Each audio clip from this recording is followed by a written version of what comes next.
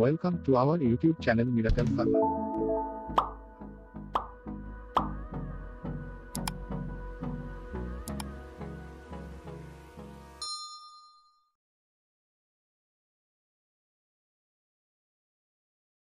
दोस्तों आज बात करेंगे झंडू पंचरिष्ठ के बारे में। इस वीडियो में हम जानेंगे झंडू पंचरिष्ठ के अंदर मेजर इंग्रेडिएंट क्या हैं, क्या इसके मेजर यूज है, कितना इफेक्टिव है और किस किस कंडीशन में झंडू पंचरिष्ठ पेशेंट को लेना चाहिए। तो वीडियो के अंत तक बने रहिए। दोस्तों अगर इंग्रेडिएंट की बात करें तो इसमें काफी सारे इंग्रेडिएंट ऐड किए गए हैं। अगर एक एक की बात करेंगे तो वीडियो काफी लंबा हो जाएगा, इसलिए यहाँ मैं आपको कुछ मुख्य घटकों के बारे में जानकारी दूंगा। अगर बात करें झंडू पंचरिष्ठ की तो झंडू कंपनी द्वारा बनाया गया एक अरिष्ट है और इस अरिष्ट के अंदर 5 और अन्य अरिष्टों का योग है, इसलिए इसका नाम झंडू पंचरिष्ठ कहा गया। पंच माने 5, झंडू मतलब झंडू कंपनी द्वारा बनाया गया और अरिष्ट एक जो है प्रोसेस होती है जिसमें इस दवाई को तैयार किया जाता है। जैसे कि गुटिका, बटिका, क्वाथ, काढ़ा आसव तैयार किए जाते हैं, ऐसी एक अलग प्रोसेस होती है जिसमें जो है अरिष्ट को तैयार किया जाता है। जनरली मैं आपकी जानकारी के लिए बता दूं, एक फर्मेंटेशन प्रोसेस होती है जिसमें खमीराकृत या किण्वन विधि द्वारा इसको जो है तैयार किया जाता है। सारे इंग्रेडिएंट को ऐड करके एक पात्र में रख दिया जाता है और उसको कुछ दिनों के लिए जमीन के अंदर रखा जाता है, मट्टी के पात्र को या बर्तन को, और उस तरह से जो है इसको जो है तैयार किया जाता है। जब इसको अल्कोहल की फॉर्मेशन इसके अंदर हो जाती है तो उसको छान के जो है रख लिया जाता है। इस तरह से एक विधि होती है ये फर्मेंटेशन प्रोसेस, उसके थ्रू इसको जो है तैयार किया जाता है। चलिए अब बात कर लेते हैं इसमें 5 जो अरिष्ट हैं उनके बारे में, और फिर बात करेंगे ये कैसे काम करता है और किस किस कंडीशन में ज्यादा इफेक्टिव होता है। अगर दोस्तों पावर की बात करें तो सबसे ज्यादा पावर आयुर्वेदिक की अगर किसी दवा में है वो अरिष्ट के अंदर है। जैसे गुटिका, बटिका, आसव, क्वाथ, काढ़े जब काम करना बंद कर देते हैं तब अरिष्टों का प्रयोग किया जाता है, क्योंकि इसमें अल्कोहल प्रेजेंटेशन के कारण इसकी जो है पावर बहुत ज्यादा इंप्रूव हो जाती है और ये जल्दी से जल्दी बीमारी को से जो है पेशेंट को रिकवर कर लेता है। इस तरह की समस्याओं में जो है अरिष्टों का प्रयोग किया जाता है। चलिए अब मैं बात कर लेता हूं कौन कौन से मुख्य घटक इसके अंदर ऐड किए गए हैं। दोस्तों इसके अंदर मिलाया हुआ है द्रक्षा, अजवाइन, त्रिफला, घृतकुमारी और लौंग। इस तरह के 5 अरिष्टों का इसके अंदर योग दिया गया है और एक अरिष्ट तैयार किया गया है जिसका नाम है झंडू पंचरिष्ठ। अब कॉमनली मैं बात कर लेता हूं कैसे कैसे ये दवाएं वर्क करती हैं। दोस्तों द्रक्षा जो है हमारी एसिडिटी, जो हमारा पेट के अंदर ज्यादा एसिड का सिक्रेशन होता है उसको जो है कंट्रोल करता है और रिड्यूस करता है एसिडिटी को। इस तरह से जो है द्रक्षा वर्क करता है। अगर अजवाइन की बात करें तो दोस्तों ये जो है अजवाइन एंटीफ्लोटेंट्स प्रॉपर्टी रखता है, मतलब जो पेट फूलता है, अफारा होता है खाना खाने के बाद या रेगुलरली बेसिस पे अगर एसिडिटी ज्यादा बनने लगती है तो पेट फूलने की समस्या भी होने लगती है, तो इसलिए अजवाइन जो है उस पर वर्क करता है और पेट फूलने जैसी समस्याओं को छुटकारे के लिए इसमें अजवाइन को ऐड किया गया है। अब बात कर लेते हैं त्रिफला की। दोस्तों त्रिफला खुद जो है 3 दवाओं का मिश्रण है। हरड़, बहेड़ा, आंवले का 3 मिश्रणों को नाम जो है त्रिफला है। त्रिफला ने 3, फल माने फला माने फल, मतलब ये एक संस्कृत वर्ड है त्रिफला। 3 फलों के योग को जो है त्रिफला के नाम की संज्ञा दी गई है, हरड़, बहेड़ा और आंवला। अगर कॉन्स्टिपेशन से रिलेटेड कोई भी समस्या होती है या आंतों का मूवमेंट प्रॉपर नहीं हो पाता है, कम मूवमेंट होने के कारण अगर किसी को कॉन्स्टिपेशन की शिकायत होती है तो उसमें त्रिफला का उपयोग किया जाता है। इसके अंदर जो है त्रिफला को भी ऐड किया गया है, तो ये कॉन्स्टिपेशन से जो है हमें निजात देता है।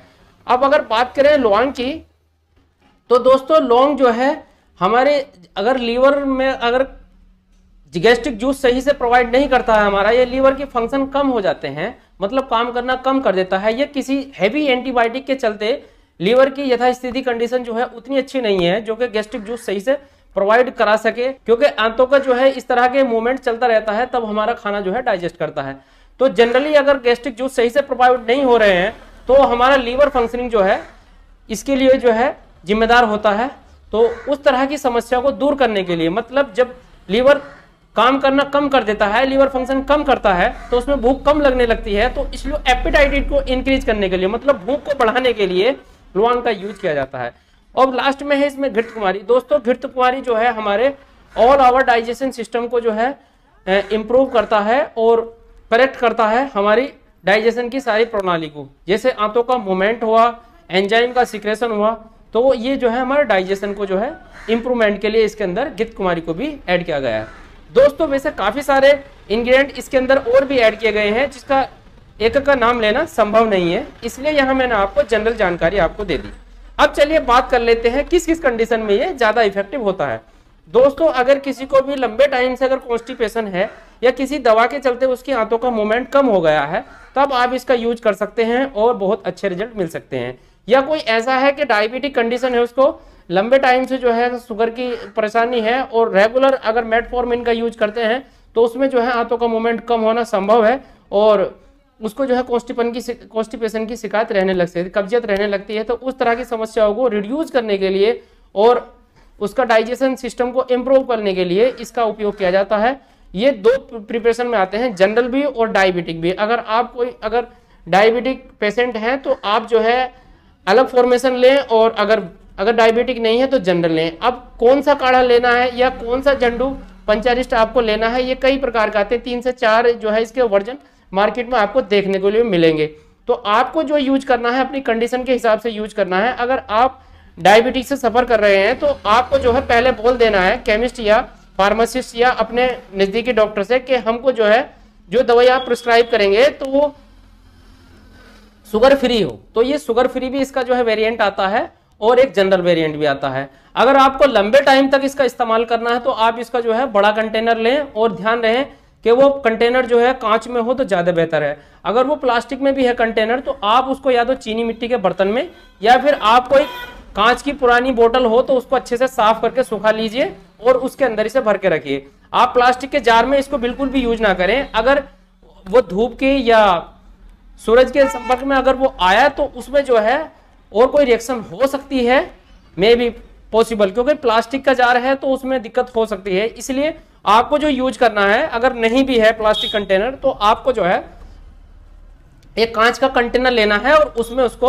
उड़े लेना है। अब क्या डोज है, अगर एक अडल्ट पेशेंट है, अव्वल तो अडल्ट के लिए ये मेडिसिन है, तो आप इसको 20 से 30 ml तक गुनगुने पानी के साथ आधा कप पानी में घोल के इसको ले सकते हैं रात को सोते टाइम, तो ज्यादा इफेक्टिव होता है। वैसे खाना खाने के बाद सुबह शाम भी इसको दिया जा सकता है। ज्यादा डोज में लेने से क्या साइड इफेक्ट हो सकते हैं मैं उस पर एक बार सरसरी निगाह से आपको बता देता हूं कि किस किस तरह की समस्या आ सकती है। अगर आपने इसकी ओवरडोज ले ली तो जब ओवरडोज आपने जैसे ली है, जब से ये इफेक्टिव होना शुरू हुआ है तो आपको जो है लूज मोशन की शिकायत हो सकती है। लेकिन बिल्कुल ना घबराएं, आपका फ्लूइड लॉस इतना नहीं होगा कि आपको ड्रिप या फ्लूइड चढ़ाने की नौबत आ जाए, तो इसे बिल्कुल घबराना नहीं है। अगर आपको ऐसी समस्या है कि बार बार लूज मोशन इससे हो जाते हैं तो इसकी कम डोज में लें या आप इसको गुनगुने पानी से लें तो ये ज्यादा इफेक्टिव होगा। अगर आपका डाइजेशन सिस्टम ठीक काम करने लगा है तो इसको आप तीसरे दिन लेना शुरू कर दें और इस तरह से इसको 3 महीने से ज्यादा तक इसका सेवन ना करें। वैसे इसकी रेगुलर 21 दिन की डोज होती है, 21 दिन आप रेगुलर इसको यूज कर सकते हैं बिना किसी साइड इफेक्ट के। अब बात कर लेते हैं, अगर शुगर वाले कोई पेशेंट है और झंडू पंचारिस्ट को लेना चाहता है तो कितनी मात्रा में ले, तो आप इसे 15 से 20 ml से ज्यादा बिल्कुल ना लें और ये पहले कंफर्म कर लें मेडिकल स्टोर वाले से या केमिस्ट से कि ये जो है शुगर फ्री हो, तभी आप इसको यूज करें। जनरल आप इसको यूज ना करें। 2 तरह से जो है वेरिएंट में ये आते हैं और कांच के पात्र में मैंने आपको बता दी, ये इसकी सही डोज होती है। अगर आपको कोई और समस्या है तो डोज डॉक्टर एडजस्ट करके दे सकता है या केमिस्ट, अलग अलग तरह से अलग अलग बीमारियों के हिसाब से इसको दिया जाता है। वैसे जनरली आपको अगर भूख नहीं लगती है तब भी आप इसका उपयोग कर सकते हैं, हाथों का मूवमेंट सही नहीं है तब भी इसका यूज कर सकते हैं, बार बार कॉन्स्टिपेशन की शिकायत है तब भी इसका यूज कर सकते हैं, या आपको जैसे महिलाओं को ज्यादातर समस्या होती है माइग्रेन की, आधा सीसी का दर्द सूरज निकलने से ही जो है आधी कनपटी में जो है कपाल में यहाँ दर्द होना शुरू होता है, तो उसके लिए बहुत फायदेमंद चीज है। दोस्तों ये जानकारी थी झंडू पंचारिस्ट सिरप के बारे में। ये काढ़ा कह लीजिए आप, ये सिरप कह लीजिए, इस तरह से वैसे सिरप फॉर्मेशन में होता है और ये अगर आप इसका डायरेक्टली यूज कर रहे हैं तो बिल्कुल भी अल्कोहल की तरफ आप बिल्कुल ध्यान ना दें और ज्यादा मीठी चीजें ना खाएं।